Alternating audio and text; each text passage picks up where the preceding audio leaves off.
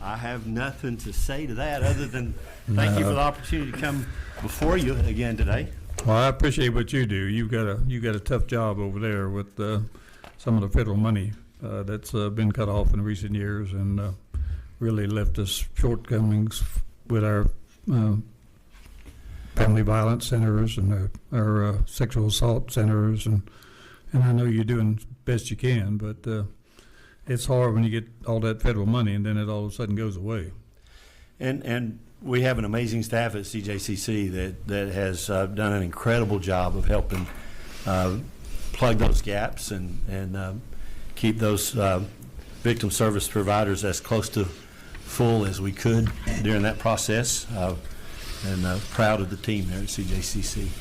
Appreciate all of your help. Your committee's been good to us. We appreciate that. Well, I have 30 or 40 women gather up on me every year about family violence centers and domestic violence centers about the lack of money. So I have to do something. I understand. You know the drill. Absolutely. So, Mr. Chairman, I'll just make this as quick as I can. Obviously, I'm happy to answer any questions that y'all may have, but we only have a few items in our budget recommendation. 30.5.4, reduced funds for operations. The intent language considered non-binding by the governor. That's $33,558. Reduce one-time funds for the offset of the Loss of Victim of Crime Act funds for federal fiscal year 2025. That's $3.125 million. Eliminate funds for one-time funding for gang prevention activities in Chatham County, $250,000. And then utilize existing funds of $133,867 from rental savings to be used for grant opportunities. And that concludes our recommendations. What's the reason for eliminating? I'm from Savannah, and eliminating funds for one-time funding for gang prevention activities in Chatham County, and I'm well aware of the gang activity that goes on down there, and all the seems like they're in a war from time to time, some of the gangs, and the shootings are just about every night, and I'm not so sure I'd like to see $250,000 taken back from what I thought was a very vital part of criminal justice process down there. It was our understanding that was one-time funding. Okay. Did we put in last year in supplemental, or? It was in. Okay. Okay, Representative Williams. Good to see you. Always good to see you. All righty. Let me follow up on the chairman's question. Let me ask it from a little different direction. Okay. I know it was one-time funding, $250,000. But in the not too distant past, we had a shootout in the mall between two gangs. Is this a good time to take money away, and wouldn't it help if we could continue to do something? I know the position you're in, and I know with the governor's recommendation, but the shootouts have not declined, but the money has gone away. I can't understand, how do we intend to continue to combat gang violence if we continue to cut the money? I think Governor Kemp has made it very clear from the time that he was campaigning and throughout 2 years in office that preventing gang activity is a very important part of his agenda, and he's worked very hard to do that, working with gang task forces with the GBI and some of the work that we've done as well. I really can't answer specifics to this other than I know it was one-time funding. And I don't misunderstand me. I'm not being critical of the governor's work. I am being critical of the fact that the numbers hadn't gone down that much, so the money is, you can't do it without funding it. So no matter what we do, it does not take long to lose all your gains going forward if you don't continue the push. And to push ever was needed is in Southeast Georgia. I guess because we're closer to it, it concerns me when we're having gunfights and losing money to combat those gunfights. That's just how I feel. And we all watch it on TV. You know, the malls have video cameras everywhere, and they're hiding behind clothes and firing off 2 or 3 rounds and moving and doing it again. And about 3 weeks before that, they did it in the public square. It was a regular Vietnam firefight down there. They were right in the middle of the tourist area at one of the largest hotels in Savannah. I mean, I think they found like 200 shells on the ground. That's an open gunfight. Yeah. And we lose the money. Yeah. I can't understand that. Well, the $3 million that was funded last year to offset the loss of VOCA funds was not intended to be a one-time expense. Is there still a need for this funding, considering we are yet again losing more VOCA dollars come October? And what items were funded by that money last year? That money, $2 million was divided among 49 child advocacy centers. Each child advocacy center received $40,816, and $1 million was divided into 24 grants, $41,666 to support programs serving human trafficking, domestic violence, and sexual assault, and 1 grant went to Barrow County to support the Appalachia school shooting response. Some of this just doesn't make good sense to me, and I'm not saying the governor, OPB's wrong, but you know, when I worked at CJCC, I visited all the shelters all around the state. I know a lot of the women that run them, and I don't think the public has any sense of what goes on there, and it's really it's depressing when you go in there and you got a woman that's got 3 kids and got a husband or a boyfriend that wants to beat her up, and you know, their life is just gone to hell. I mean, where are they going to go when they get out? Last year we had to put a bunch of money in there for surveillance equipment, because usually the person who's responsible at night, they're coming in there and they're drunk or wild and trying to break in, so now they can surveil them, at least call 911 and get somebody down there to help them. But it's just a sad state of affairs, and you know, I don't know what we can do to correct it. Money and everything, but and I personally appreciate what you do to try and resolve it. Mr. Chairman, you mentioned the work that these nonprofits are doing. When we found out in June that we were going to be managing the funding for child advocacy centers, I had my assistant set up a tour, and I visited 58 facilities from September through November last year. And we have the child advocacy center directors right now together in Norcross for a round table. I spoke to them this morning, and I shared with them how my time with them in that tour helped me understand the extent of the work that they do. Each center is different. They have different facilities. They have different needs and different community needs, and they're all responsive to the needs of their community.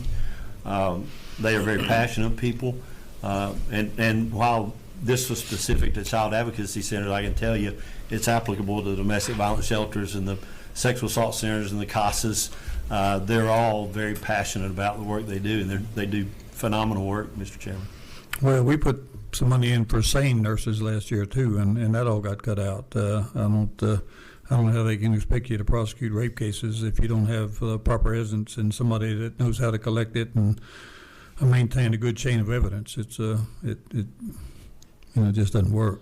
But I appreciate what you do, and I know you advocate tirelessly on this, and we support you. Thank you, Mr. Chairman. I got a couple other people want to ask you questions. Okay. Representative Williams. Jay, you do an excellent job. Thank you for the work. You watch it about 20 years now since we first met. But the frustration is great when you work hard. It's kind of hard to make bricks without straw, and especially with these shelters. They fly under the radar intentionally, and they don't get the attention they should. And people are beaten senseless by crazy folk, and they have to literally run and hide and then be transported, hopefully to safety.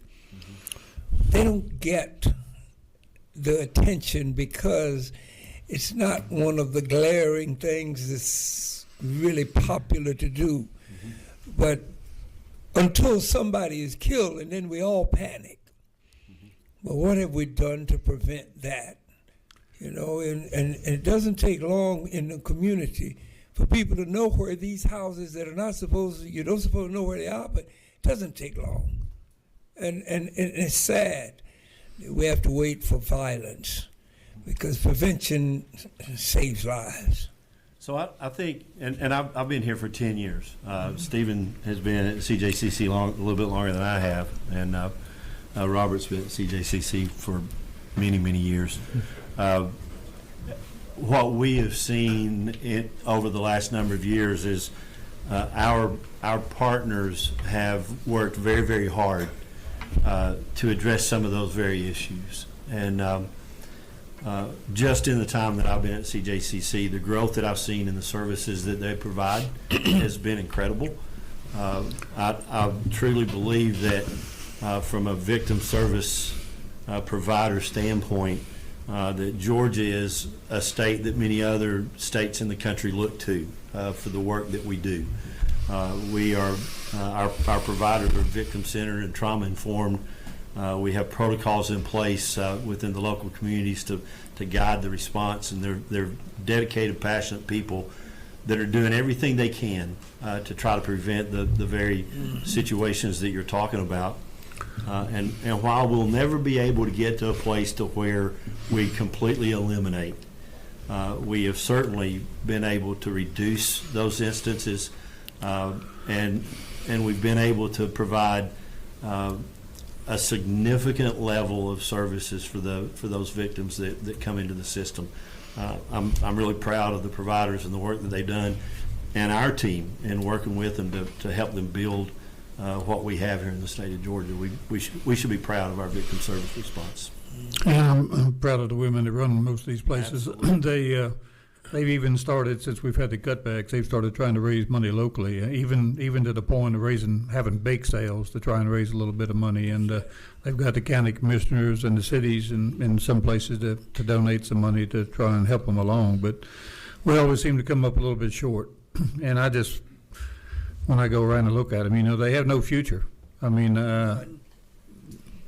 at some point, they just feel like they're going to sit there for the rest of their lives, and where they're going to go, what are they going to do? And it's just, it's kind of hurts me just to watch it. So it's there, but for the grace of God, just about go anybody. So. And that's why it's so important that these providers are able to be there to provide hope for them. It is sad, Mr. Chairman, but some people, like when I see Chairman Chris, former superintendent, introduced the literacy bill, a lot of times literacy and this violence walk hand in hand. And unfortunately, we live in this great state that I'm so proud of, number one, to do business in, but also the lowest literacy rate in the entire country. We're behind Mississippi and Alabama. Until we deal with issues like that, your job's going to always be tough, and we're going to always be playing catch up. So, and we can't start to cut back on funding at this critical point. And that's what's happened. I see too many one-times, and one dab doesn't do it anymore. It takes more than a dab. We got to start funding these under-the-wire programs that literally save lives. And we got to do that, and we start with the literacy piece in school. We're going to have to do something. So I think in addition to saving lives, it also brings a quality of life to those survivors as well. And I think that's another, and obviously we want to save as many lives as we can, but we also want to bring quality of lives to the survivors as well. Particularly the children. I mean, you grow up in that environment, that has an effect on you the rest of your life. Chairman Saints. Thank you, Mr. Chairman, and forgive my catching up, but there's been a lot of conversations on the sexual assault centers and the domestic violence centers, and I know this isn't what you're coming with asking, but given that you've done the review around the state, I know it's somewhere around $12 million for the sexual assault, domestic violence centers, and $3 million for the sexual assault centers that they're asking for separate for us to supplement. What is your perspective on the condition of these shelters, the ability for them to manage what has become a shortfall year to year, and what are the repercussions of keeping it as is versus where do you think those funds might go if that were to be supplemented?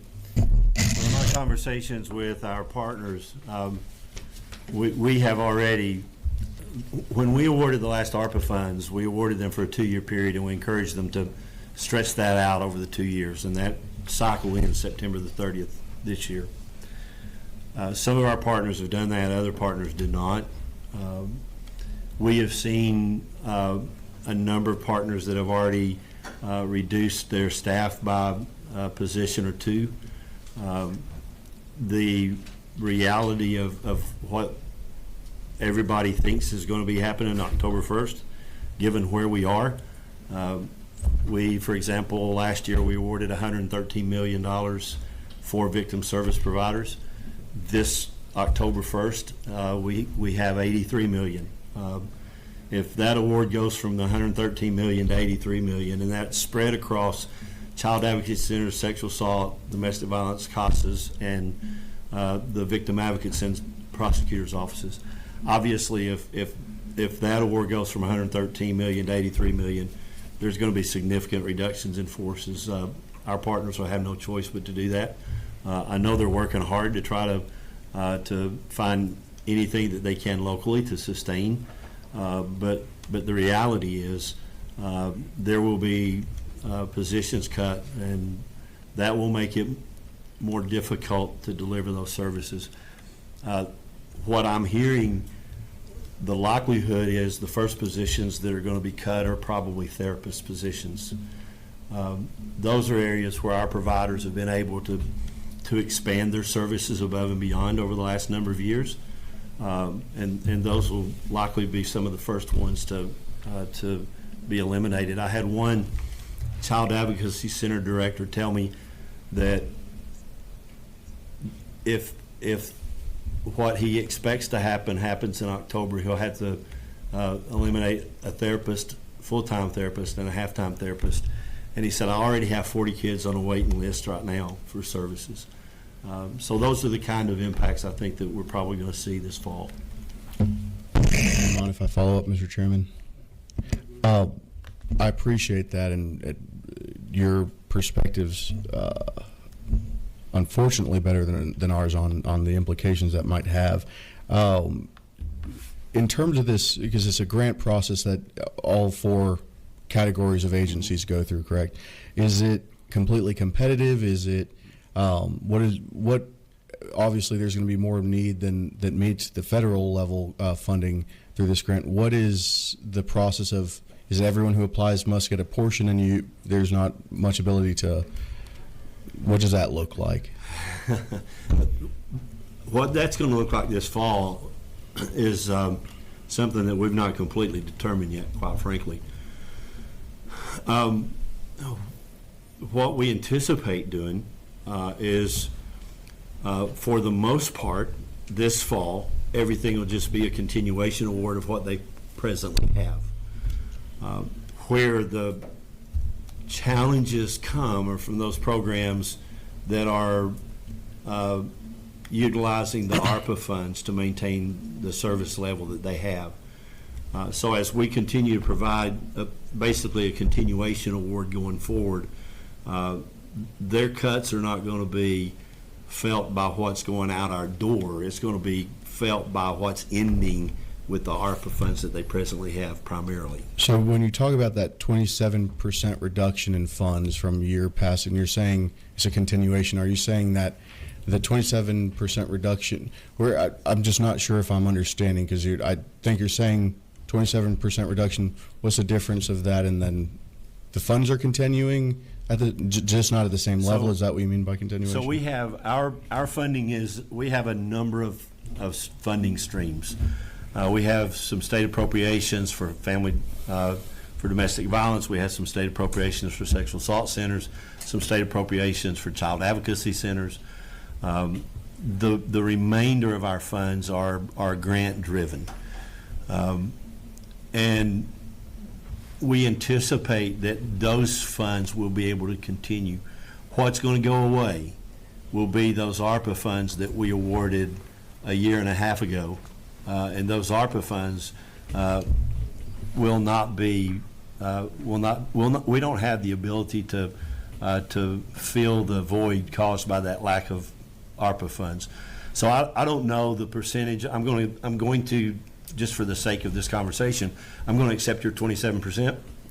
And I'm going to say that the likelihood is that 27% represents 27% of their existing funds are ARPA funds, and they're going away. Gotcha. So the grant funds should stay in a continuation base. The following year, October of 27, if we still are at that place of 83 million, then we'll have to have competitive awards and try to figure out how to best utilize those funds around the state.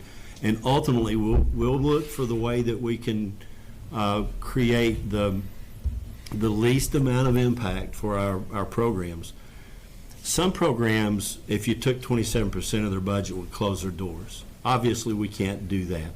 Other programs that offer more services, they can eliminate services but maintain open doors. And that's going to be a really difficult decision for my staff and for our council when we start having to try to figure out with those limited funds in 27 how we're going to divide those among the programs.